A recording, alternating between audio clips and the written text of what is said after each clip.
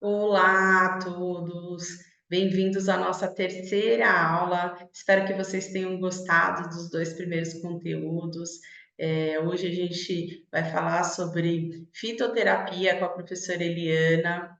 Espero que vocês gostem. Para quem está chegando agora, seja bem-vindo, mas é muito importante você acessar os dois primeiros vídeos, principalmente o vídeo de apresentação, porque eu tenho certeza que a maioria das suas dúvidas vão estar lá.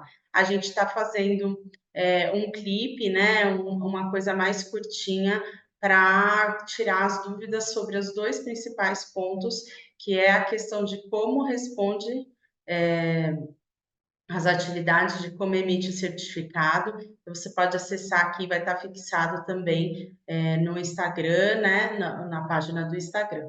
Aproveito hoje para convidar vocês também para acessar o conteúdo lá do Canabinal, para se inscrever no canal e acessar. É sempre um conteúdo complementar aqui desse projeto, né? São projetos irmãos que estão andando junto e que traz essa coisa da divulgação científica, que é a tradução do que é produzido na academia, dos artigos, de uma maneira mais popular, de uma forma que todos nós possamos compreender. Então, um projeto muito bacana.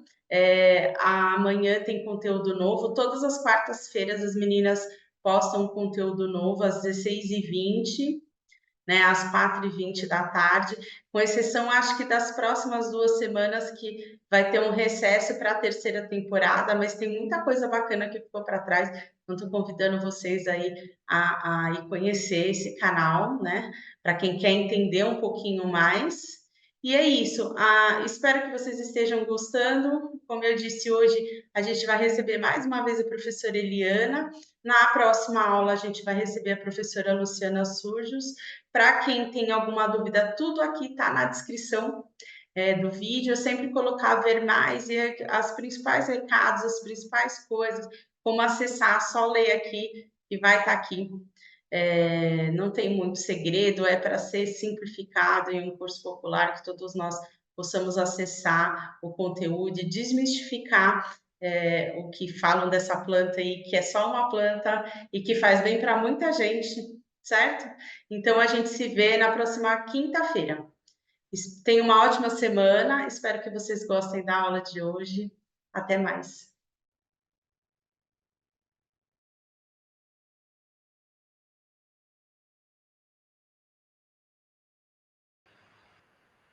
Olá a todos e todas, eu sou Helena Rodrigues e venho dar a segunda aula para vocês aqui hoje. A nossa aula anterior foi sobre etnobotânica e a cannabis sativa. E hoje nós vamos conhecer um pouco da fitoterapia da cannabis sativa, né? Será que a gente de fato tem uma fitoterapia no Brasil? Como que é essa fitoterapia? E a cannabis sativa, ela está inserida na nossa fitoterapia aqui no Brasil? Então, são algumas perguntas que a gente vai conseguir dialogar aqui hoje. Então, vou agora para apresentar os slides para vocês. Bem, então é a fitoterapia da cannabis sativa, né? Então, vamos lá. Bom, primeiro a gente tem que falar o que é a tal da fitoterapia, né? Vamos conceituar. Então, é uma prática, né, médica que envolve a prevenção e o tratamento de doenças por meio de plantas medicinais e, obviamente, todos os seus derivados, né? Ela é uma medicina alopática. É muito comum as pessoas confundirem, falar, fitoterapia é igual a homeopatia, homeopatia e fitoterapia é a mesma coisa. Não! Não tem nada a ver. As duas são ótimas, mas não tem nada a ver. A fitoterapia ela age pelos contrários. Então, se eu tenho febre, eu vou dar um antitérmico, né? Uma coisa que abaixa. A homeopatia, não. Se eu tenho febre, eu vou dar algo que, né, aumenta a febre, digamos, pelo igual, né? Então, já começa aqui a quebrar uma espécie de uma desinformação, caso ainda tenha alguém com essa informação, de que fitoterapia, homeopatia é tudo a mesma coisa. E não é, né? E quais são, afinal, então, os medicamentos da fitoterapia? Bom, são vários. Eu estou aqui mostrando só alguns. Então, você tem a própria planta medicinal, que está aqui, né? Você tem, e aí no SUS, geralmente, a gente tem ela na forma de farmácias vivas, né? Do canteiro. Dependendo da farmácia viva, por exemplo, de fase 1, né? A do tipo 1, ela vai fornecer apenas a planta, in natura. Se for uma farmácia viva do tipo 2, ela vai fornecer a planta, mas também as drogas, não o cigarro, né? A droga vegetal, que é a planta desidratada. E a farmácia viva do tipo 3, já a planta manipulada, então pomada, xarope, tintura, enfim, né? Depois, nós temos também as drogas vegetais, como eu já disse, a droga vegetal, o nome fala droga e fica uma coisa, ai, droga, não. Na verdade, assim, tudo é droga, né? Mas a droga vegetal nada mais é do que a planta desidratada, que passou por um processo enzimático e aí aumentou a sua complexidade química ali, né? E também a gente tem o fitoterápico, industrializado ou artesanal, enfim, que está aqui, que normalmente, né, ele é registrado pela Anvisa e normalmente ele passou por vários protocolos de estudos com animais de laboratório, seres humanos, enfim, né? Então, normalmente ele tem uma bula, ele tem ali todo um registro, né? Então, o fitoterápico industrializado ali, registrado pela Anvisa, né, Ministério da Saúde, ele tem eficácia, ou seja, a gente sabe qual é a ação, para que é, né, com dose e tudo. Ele é seguro, ou seja, naquela dose ele cura e não mata, né? E tem qualidade, ou seja, os princípios ativos que precisam estão lá, né? Então, por isso que é tão importante a gente ter os fitoterápicos também na sua forma, digamos, de qualidade, né, segurança e eficácia, né? E quem trouxe isso para o Brasil foi o professor Carlini, quando ele foi diretor da Anvisa, porque naquele momento, em 95, só os medicamentos sintéticos, né, que tinham todas essas exigências para serem registrados, né? Quem é o sintético? Aquele que eu faço em laboratório, né? Agora, o fitoterápico, que é a complexidade da planta ali no medicamento, né, não era obrigatório. E aí ele pede que isso venha a ser organizado, né? Então, uma das contribuições grandes do professor Carlini é essa, é que hoje, para ser um fitoterápico registrado, passa por todo o crivo dos medicamentos sintéticos também, né? Bom, então será que o CBD, o canabidiol é um fitoterápico? A gente já falou da hipocrisia na outra aula, eu falei, eu uso canabidiol. Tá bom, mas é um fitoterápico? O que vocês acham? Vamos ver. Né? A resposta é não. Por que é não?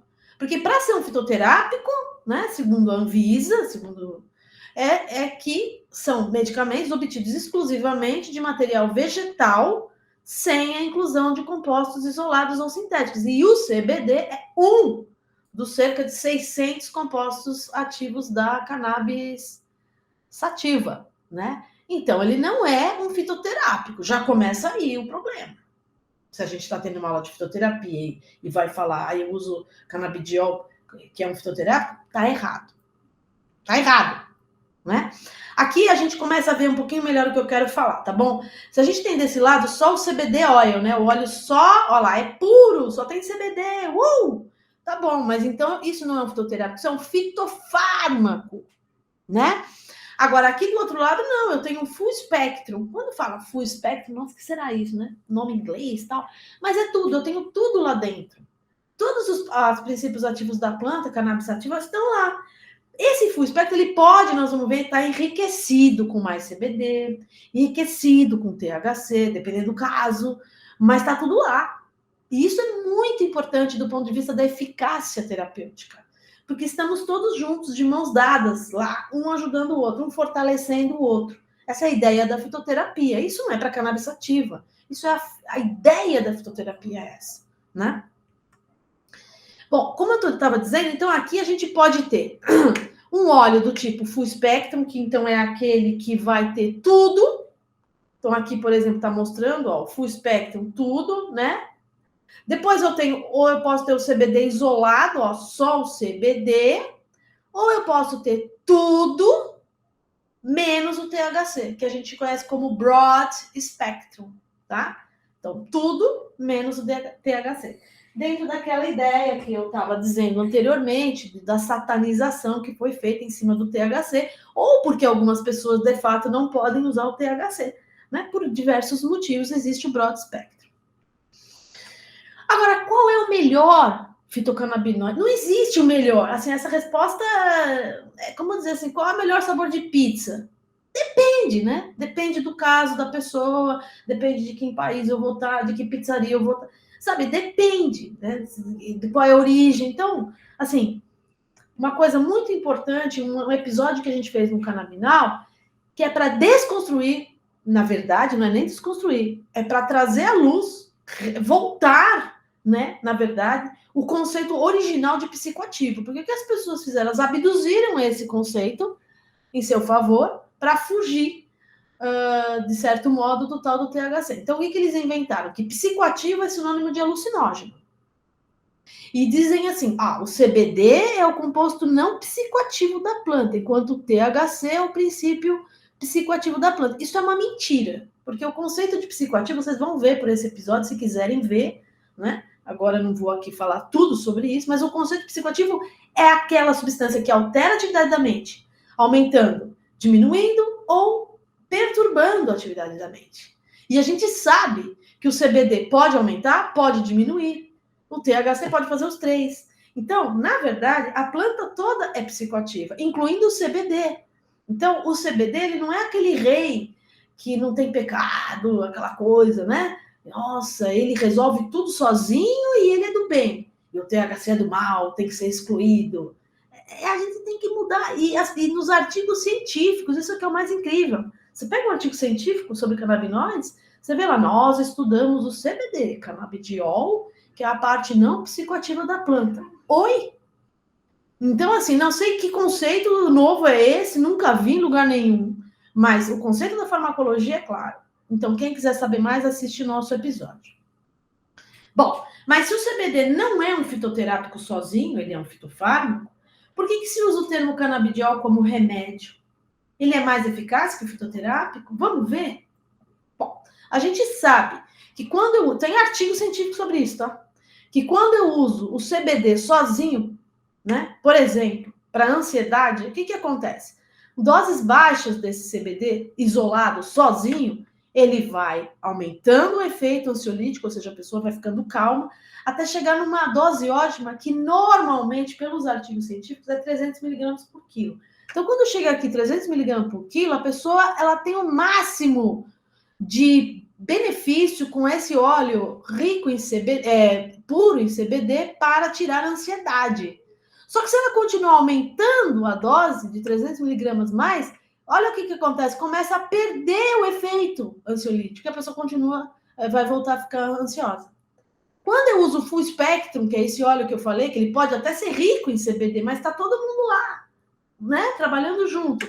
Eu vou ter o mesmo aqui desenho, só que eu não perco esse efeito. O que vai acontecer? Vai chegar num ótimo e eu vou continuar nesse platô, eu não vou perder o efeito. Então, veja a diferença. Veja por quê. Vamos parar aqui, porque quando eu gravo, sempre dá esse... Ele quer que eu fale que eu estou aqui mesmo. Eu estou aqui. Vamos voltar. Então, o que acontece aqui? Isso é ciência, né? Isso é farmacologia. Quer dizer, não é que eu não quero falar que eu estou só usando o CBD, é que, na verdade, aqui não favorece, né? O outro problema é que quando eu falo que o THC, então, é um vilão, eu vou usar só o CBD puro, eu estou cometendo um erro enorme, porque também nós já publicamos vários episódios no Canabinal mostrando a importância do THC, por exemplo, para dor, para fibromialgia, para esclerose múltipla, então, assim, para náusea. Então, não é como se eu pudesse descartar esse princípio ativo, né? Ele, junto com o CBD, olha que legal, o CBD atenua os seus efeitos psicoativos, Então, por que é legal usar todo mundo junto? Então, tudo vai depender da dose que eu vou usar, de quem sou eu, de que via que eu vou usar. É isso que vai fazer se eu usar um THC, eu ter uma alteração de percepção ou não. No geral, não. Por quê? Porque esses óleos eles têm uma quantidade X de THC que não, né? Ou então uma pomada rica em THC, que é muito comum hoje em dia. Eu não vou ficar louco se eu usar uma pomada rica em THC, né? Então, mas será que esses canabinoides estão presentes apenas nas plantas? Agora a gente vai ver aqui que de jeito nenhum, né? Nós temos 3 tipos de canabinoides, pelo menos, né? Depois nós vamos ver os canabinomiméticos, mas vamos ficar aqui só nesses, né? Nesses clássicos aqui. Nós temos os canabinoides que vêm da cannabis sativa, que são considerados fitocannabinoides, os que nós mesmos produzimos no nosso organismo, que são os endocannabinoides, é isso mesmo. Então, lembra que eu falei na outra aula? Nós temos maconhinhas dentro da gente. É isso. Então, eu produzo, você produz, o seu cachorro, o seu gato, o periquito, o peixe, praticamente todos os animais, quase todos, produzem esses endocannabinoides, né? Então, um deles é conhecido como anandamida, e que ele é quimicamente muito parecido com quem? Com o demônio lá, com o THC. Nossa, eu produzo esse THC dentro de mim? Produzo. O outro é o 2-AG, que é muito parecido quimicamente com o CBD, né? Que é o reizinho. A gente tá brincando aqui, tá, gente? Só para descontrair, senão a gente fica louco, né? Ah, mas eu só produzo esses 2? Não, eu produzo muitos mais. A gente já sabe mais outros aí. Mas a gente já sabe tudo? Não sabemos tudo. O legal dessa área é que a cada dia são publicados dezenas de artigos sobre o assunto, né? É isso que faz ser mais instigante, né? Bom, dentro dos fitocannabinoides, então a gente já sabe, o CBD, o THC, o CBG, THCV, muitos. Cerca de 170, que a gente sabe até hoje, né? E temos também a possibilidade de produzir esses medicamentos aonde? No laboratório, que são os sintéticos. Então, dronabinol, nabilona. Mais tarde eu vou entrar em detalhes sobre eles. Então, todos esses canabinoides, sejam os fitos, sejam os endos, sejam os sintéticos, eles agem nos nossos receptores. Lembra que eu falei? Eles agem nos nossos receptores do nosso sistema endocannabinoide, que são receptores específicos, mas eles também agem em outros. Receptores opioides, receptores serotonérgicos, GABAérgicos, X, Y, Z. Ah, mas isso vocês vão ver na aula de sistema endocannabinoide. Sim, eu só estou aqui para falar de fitoterapia, também não tem como eu não adiantar alguma coisa, né? Mas sim, vocês vão rever tudo isso com outro professor com muito mais profundidade, tá? Mas só para vocês entenderem a fitoterapia. O que é fitoterapia? É a planta como um todo, não é o CBD. Começou daí já o problema, né? Na verdade, é a solução, né? Que nós estamos falando aqui. Mas, enfim. Como é que eles atuam? Eles atuam nesse sistema mediante esse efeito de receptor canabinoides, né? Fechadura-chave. Só que hoje a gente já sabe que falar sistema endocannabinoide é muito pouco, né? Há uns 10 anos atrás, aí já foi publicado um artigo falando que, na verdade, esse sistema endocannabinoide, ele é expandido, ele é o endocannabinoidoma. Porque, como eu disse aqui, ele não age só nos nossos receptores CB1, CB2, que é do sistema endocannabinoide, que são os clássicos dentro do nosso sistema endocannabinoide. Eles agem em outros, como eu já falei, opioide, serotonérgico, GABAérgico. Então, é como se fosse uma espécie de uma promiscuidade molecular. Né? Então, hoje a gente sabe que existem várias chaves e várias fechaduras. Então, isso faz com que a nossa complexidade sobre o assunto seja gigante. Né? Esse sistema, esse endocannabinoidoma é um negócio gigante. Então, se a gente pegar só o canabidiol, o CBD, olha as moléculas que ele age. Então, ele vai lá no sistema serotonérgico, por exemplo, no receptor 5-HT3AR, e ele age como antagonista alostérico para memória, desordens do alimentar, esquizofrenia, depressão, ansiedade, adição a drogas, né? Ou então ele também pode agir aonde? Ele pode agir no receptor TRPV2 para epilepsia, como um agonista ortostérico. Então, vocês conseguem imaginar por que falam que ele é um maestro, esse sistema? Porque ele vai modulando as outras coisas. Ele não está ali só no receptor dele. Ele vai nos outros, ele chega lá na serotonina, no receptor serotonérgico, que regula, então, o humor entre depressão, e fala, vamos aí, vamos, você está parado. É uma brincadeira, mas é mais só para vocês entenderem, né? Como que isso é legal, como que fitoterapia é legal. Então, quando você olha um desenho desse, que é como que esses receptores estão atuando aí, como que funciona esse endocannabinoidoma, claro, de uma maneira, esse negócio é antigo, tá? Hoje já deve ser outro esquema, eu nem tenho acesso, não sei qual que é. Mas, quando você vê um esquema desse, a complexidade dessa, como é que pode as pessoas hoje em dia ainda falarem assim, nossa, mas a gente não sabe nada sobre isso, será que é perigoso? Será que vicia? Quando, na verdade, a gente já publicou episódios no Canabinal falando que pessoas que são dependentes de heroína são tratadas com óleo do canabidiol, né? Com óleo da cannabis sativa, enfim. Então, isso aqui é para a gente começar a entender que a fitoterapia, ela perde quando ela não considera a planta como um todo. Ela perde, porque se eu tenho só uma molécula, não vai ser tão eficaz. Né? E também a gente já sabe que para cães, gatos, já está bem, tá bem mapeado onde estão esses receptores, né? Por outro lado, será que essa planta cannabis sativa só tem canabinoides? Não! Também não. A resposta hoje é tudo não, né? Olha lá. Lembra que eu falei na aula passada que a gente tem tricomas, que são essas células glandulares que revestem toda a planta, né? E que dentro dela estão secretados, né? Produzidos e armazenados quem? Os fitocannabinoides, que são, do ponto de vista químico, terpenofenóis, e terpenos. Quem são terpenos? Sabe quando você sente aquele cheiro da hortelã, da favaca? Aquilo é terpeno. Você só sente o cheiro dessas plantas todas que a gente, né, usa na culinária e tal, porque elas são ricas em terpenos, o muleno, cariofileno, vários.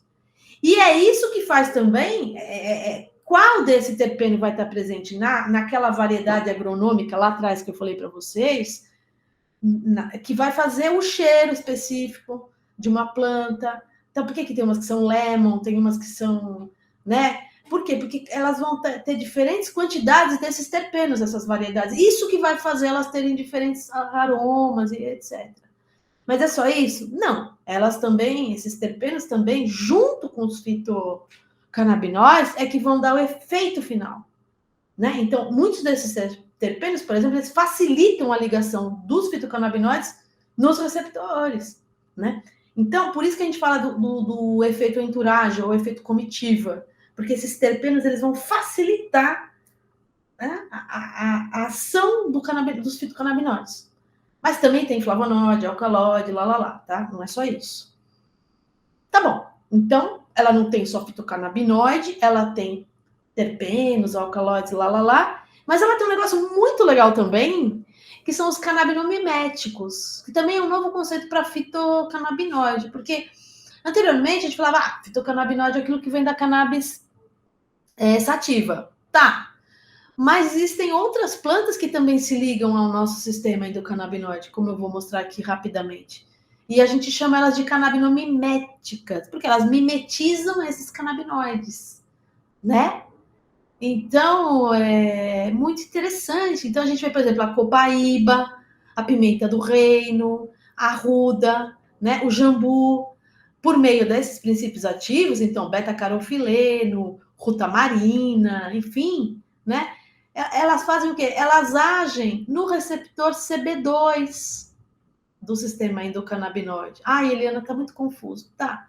Então, deixa chegar a aula de sistema endocannabinoide, que vocês vão entender melhor. Mas o que eu quero trazer, a importância, gente, da fitoterapia dos canabinoides, não está só na cannabis sativa.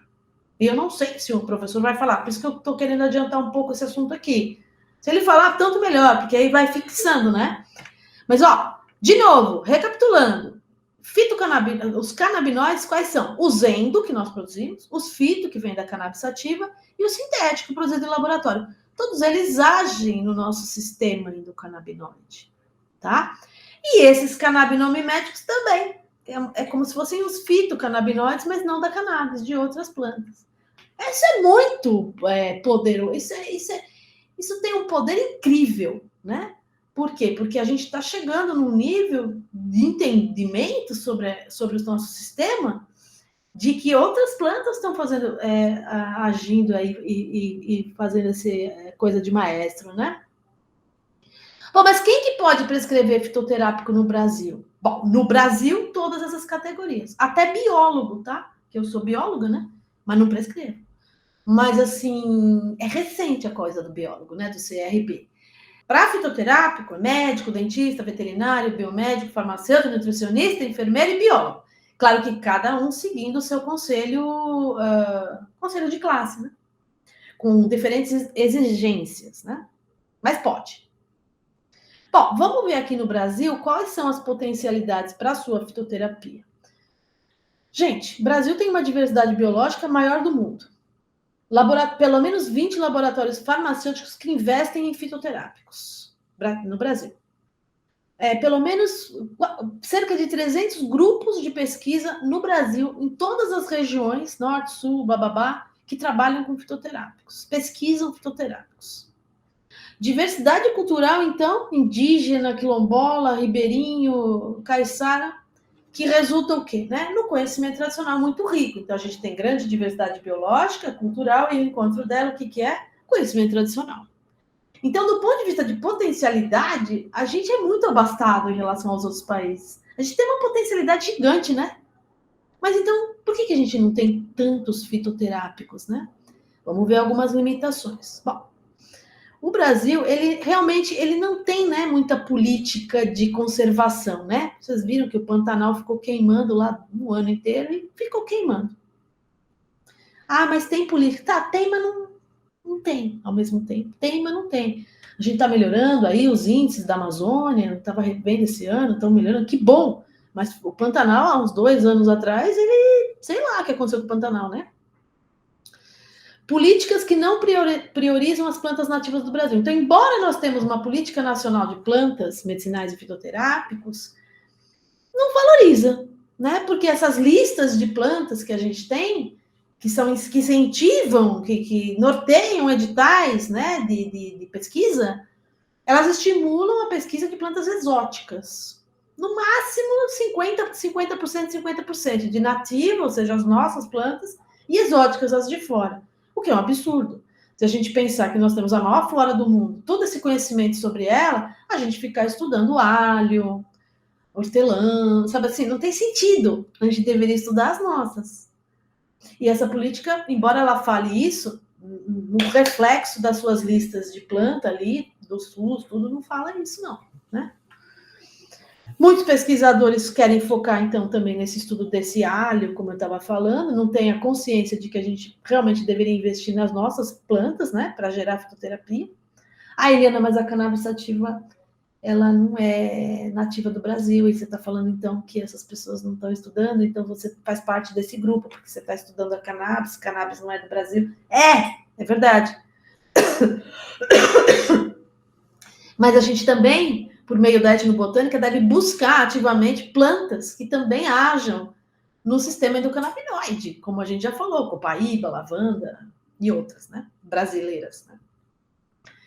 A nossa política para acessar conhecimento tradicional, já tivemos muitos problemas, né? Embora tenha melhorado um pouco, mas tem sido difícil, né?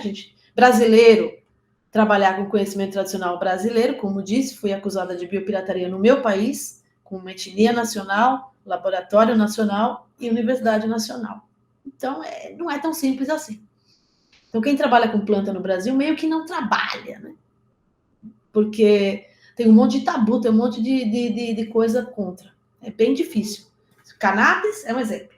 Conhecimento tradicional indígena é outro exemplo, que às vezes a gente fica amarrado, né?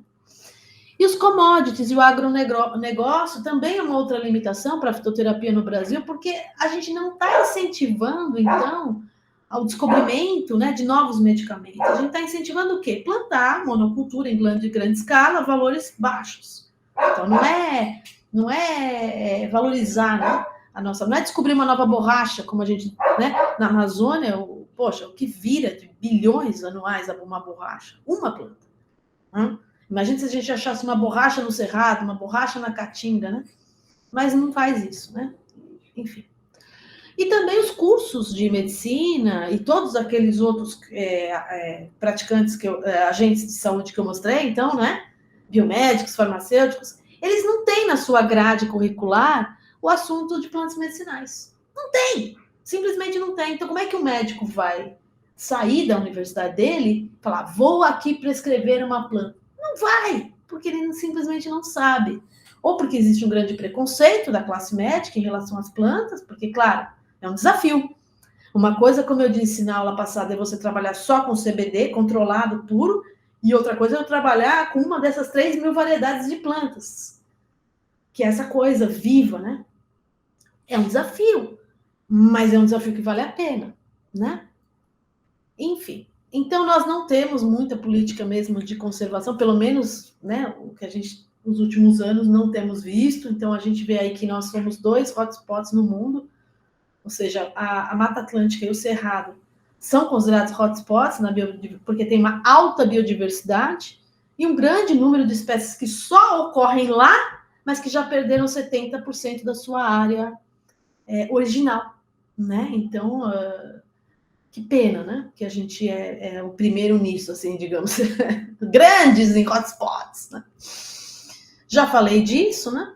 Que a gente realmente não prioriza a nossa biodiversidade, né? Essas políticas nacionais. Aqui é um exemplo, né? Se a gente pegar essas listas que são promovidas pela Anvisa, Ministério da Saúde, ó, as plantas que mais são recorrentes nessas listas, ó, 50% é de plantas de fora do Brasil, 50% de dentro. Quer dizer, vamos ficar estudando alho, né? Hortelã? Por quê? Com tanta planta legal, com tanto conhecimento tradicional que a gente tem no Brasil para desenvolver fitoterápicos, né? Que ajam, inclusive, no sistema endocannabinoide, né? Aqui também, para ficar mais claro, o SUS ele tem uma relação de 12 fitoterápicos que deveriam estar nas suas farmácias, das UBSs, que geralmente não estão. Mas e se pudesse estar, se realmente a política acontecesse, desses 12, 70% praticamente são de plantas de fora do Brasil. Ou seja, olha que vergonha, né?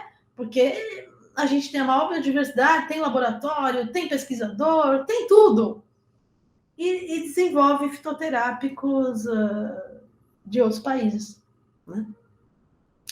Então, a gente vai vendo que, na verdade, a fitoterapia no Brasil, ela é uma coisa, uma entidade, como que eu vou falar? Ela não está engatinhando ainda, ela não foi nem fecundada. Assim, de uma maneira bem, nossa, Juliana, que grosseiro. É o meu jeito de falar. Mas está muito nos primórdios, pré-cambrianos, sabe? Assim, uma coisa que não olha realmente atentamente para o que de verdade importa, né? Que seria a valorização da nossa fauna, da nossa flora, dos nossos flora, aliás, dos nossos conhecimentos tradicionais, né? E para piorar, como sempre dá para piorar, né, gente? Nunca vamos dizer que as coisas podem melhorar, às vezes pioram, né?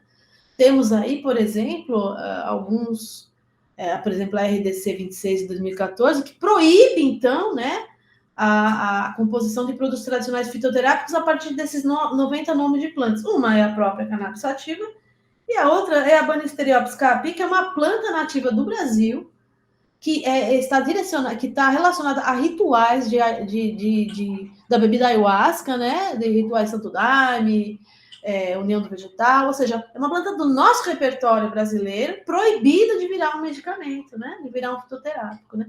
E sabemos que, por exemplo, a Universidade, a USP de Ribeirão Preto, a Faculdade de Medicina, tem se debruçado sobre essa planta, estudam muito elas do ponto de vista propriedades antidepressivas, nós mesmos na Escola Paulista, antiadição com ratos já foi estudada. Então, assim, é esquisito, né? Bom, voltando para a cannabis, então, no SUS, né? Bom, mas aí também, Eliana, não é tudo ruim. Não é, né? A gente já tem 24 estados com projeto ou lei, né, para acesso a cannabis pelo SUS, né? Apenas 3 estados que não têm ainda, mas tem vários que estão em tramitação, tem vários que já estão em vigor. Isso é bom, isso é ótimo, isso mostra que a gente está avançando de alguma maneira. O próprio governo de São Paulo, ele regulamentou essa lei que permite a distribuição de remédios à base de canabidiol, olha lá, para 3 problemas. Então, síndrome de Dravet, síndrome de Lennox-Gastaut e para esclerose tuberosa, que em última análise é tudo assim, na base, né, crises epilepsia, crises convulsivas, claro, que com outras coisas também, né, não só, mas assim, não tem, por exemplo, autismo, não, né, não tem para ansiedade, não tem para outras questões. E ainda assim, né, ele regulamenta, então, né, em dezembro de 2023, e até o momento, hoje, né, 27 de abril de 24, nenhum paciente ainda recebeu esse medicamento, né? Bom, mas afinal, da onde que virão esses remédios do SUS, né? Porque, veja, se a gente parar para pensar, eu não sei se eu estou enganado, parece que 2 milhões de pessoas no Brasil já utilizam medicamentos à base da cannabis, produtos, né? E medicamentos à base da cannabis sativa. Bom, mas da onde está vindo tudo isso? Não é todo mundo que tem dinheiro, não tem acesso. Então, a hora que o SUS começar realmente a oferecer, muita gente vai querer, óbvio. Então, da onde que está vindo? Então, aí que vem a pérola, né? Quer dizer, o SUS, né, de vários, claro, municípios que nós vimos aqui, o que a gente esperaria é que, na verdade, ele viesse da onde? Que a gente pudesse plantar, né, a nossa planta aqui, que ela estivesse como uma política da farmácia viva, porque se o SUS tem como política a farmácia viva, ora, por que não a planta estar lá junto com a alecrim, a babosa, lá? Esquisito, né? Ou então ser dispensada na forma de manipulados. Mas não é isso que vai acontecer. E isso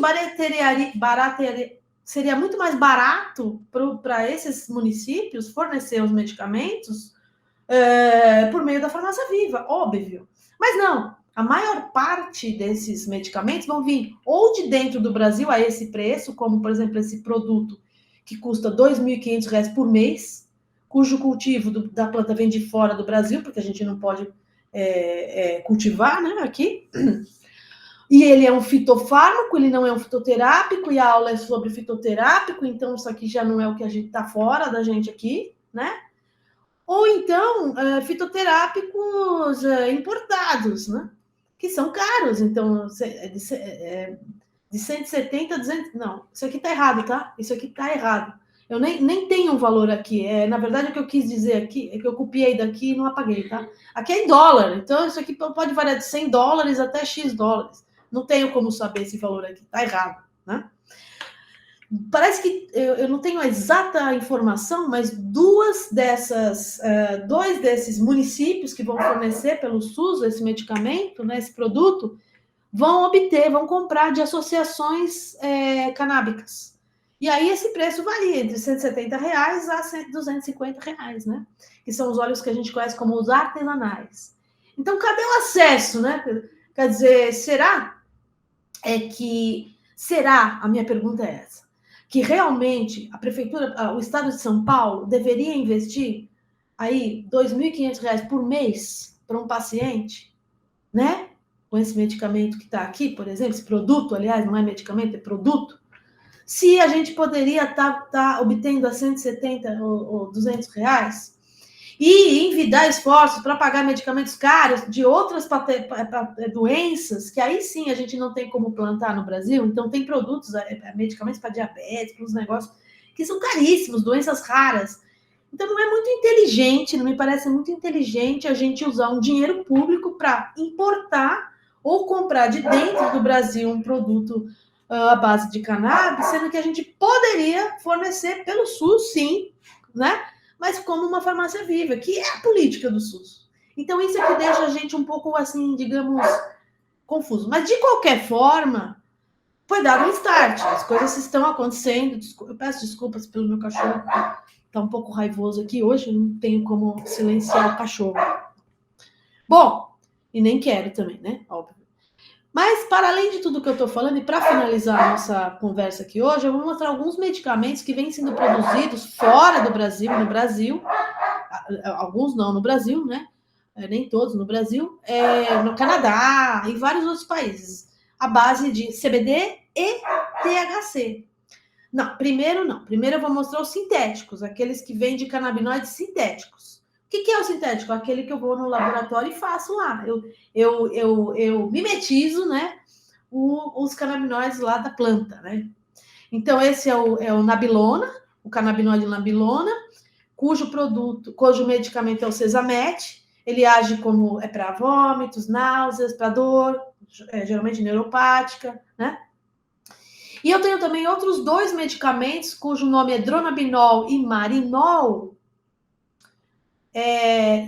Desculpa. Cujo canabinoide é dronabinol, e o nome, né, fantasia, é aqui o marinol, né? Então, esses é o mesmo, na verdade, né? O marinol é o nome comercial do dronabinol. Então, ele é utilizado como estimulante do apetite, para quem, por exemplo, tem anorexia, né?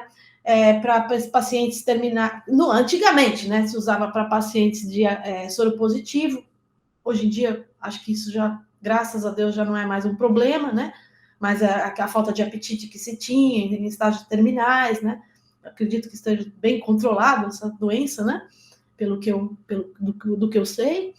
E também náuseas e vômitos induzidos por quimioterapia, né? Então, são esses medicamentos. E temos também medicamentos que vêm de canabinoides naturais, ou seja, aqueles obtidos a partir da cannabis sativa.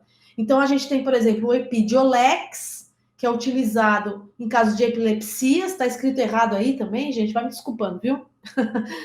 E quais são os canabinoides? Nossa, THC e CBD. Nossa, mas então o THC não é aquele demônio? Ele está ali no medicamento registrado aqui dentro do Brasil, pela Anvisa, né? E ele custa cerca de $150, né? E temos também o Mevatil. O Mevatil, ele também ou então Sativex, né? Mas no Brasil ele é registrado como Mevatil. Eles são utilizados para tratamento de esclerose múltipla. Agora você veja, ele custa R$ 2.700 por mês. Quer dizer, não é todo paciente que tem esclerose múltipla que vai conseguir comprar o Mevatil, né? Então, é sobre isso um pouco que a gente está falando, né? Aqui também, em termos de fitoterapia, né? Para finalizar, gente, só um lembrete, inscrevam-se se vocês ainda não se inscreveram no Canabinal, ajuda a gente nesse projeto de extensão da Unifesp, que eu coordeno com essa missão, digamos, de levar a informação, desconstruir ideias terroristas e, fake news sobre o assunto da cannabis sativa. E cabe também a cada um de nós, como cidadão, fazer esse trabalho de formiguinha, né? Porque só assim a gente realmente vai conseguir furar essa bolha de pessoas que já está dentro desse assunto, que já está simpática ao assunto, que já tem informação, mas tem cheio de gente que não tem. Então, me ajuda, né? Como indivíduo aí, cada um de vocês indica para alguém e ajuda a gente nessa causa, né? Então, muito obrigada. E eu espero que vocês tenham curtido esse conteúdo de hoje e que esse curso, como eu já disse, né, que a gente coordena lá pela Unifesp, ele traga frutos para vocês, assim como tem trazido para a gente. Até lá!